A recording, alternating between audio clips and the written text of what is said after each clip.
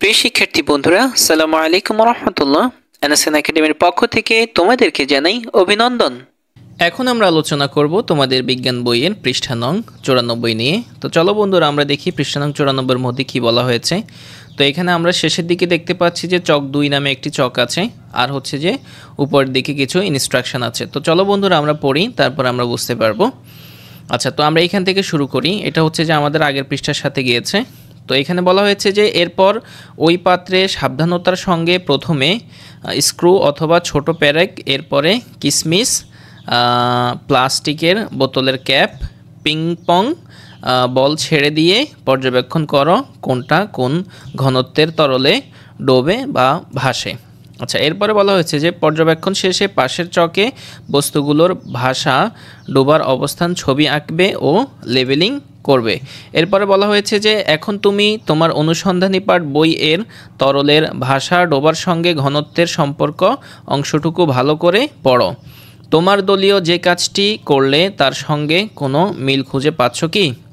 এবার তুমি চক 2 পূরণ করো। এরপরে বলা হয়েছে চক 2 পূরণ করার জন্য চক 2 এর মধ্যে আমরা এখানে দেখতে পাচ্ছি যে এখানে ক্রমিক নং দেওয়া হয়েছে 5টি। তারপরে এখানে বলা হয়েছে যে বস্তুর নাম লিখতে। এরপরে বলা হয়েছে যে কোন কোন তরলে ভাসে এখানে লেখার জন্য। এরপরে বলা হয়েছে কোন কোন তরলে ডুবে যায় এটা এখানে লেখার জন্য।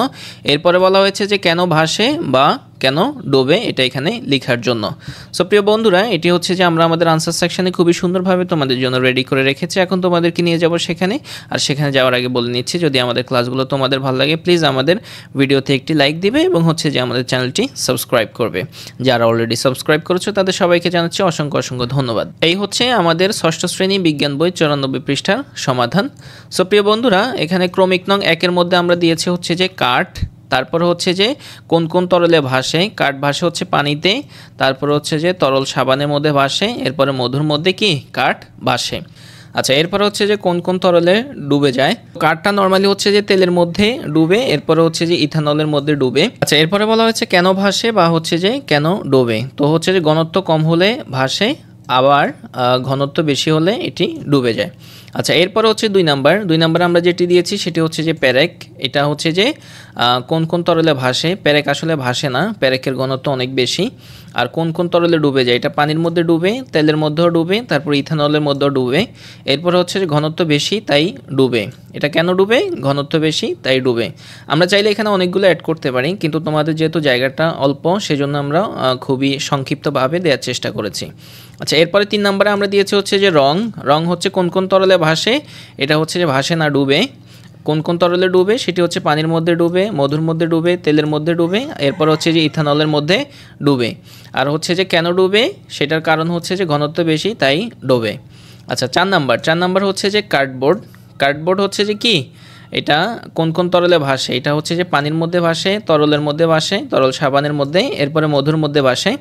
তারপর হচ্ছে কোন কোন তরলে ডুবে, এটা তেলের মধ্যে ডুবে, এরপরে ইথানলের মধ্যে ডুবে। কেন ডুবে এবং কেন ভাসে? ঘনত্ব কম হলে ভাসে, আবার ঘনত্ব বেশি হলে ডুবে। এরপরে হচ্ছে যে 5 নাম্বার সর্বশেষ সেটি আমরা দিয়েছি হচ্ছে যে প্লাস্টিক হচ্ছে যে কোন কোন তরলে ভাসে। এটি হচ্ছে যে পানির মধ্যে ভাসে, তরল সাবানের মধ্যে ভাসে, এরপরে হচ্ছে ইথানলের মধ্যে ভাসে।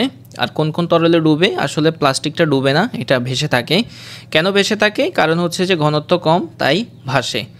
সো ডিয়ার স্টুডেন্টস, এটি ছিল হচ্ছে তোমাদের 94 পৃষ্ঠার সমাধান। আশা করি তোমরা বুঝতে পেরেছো।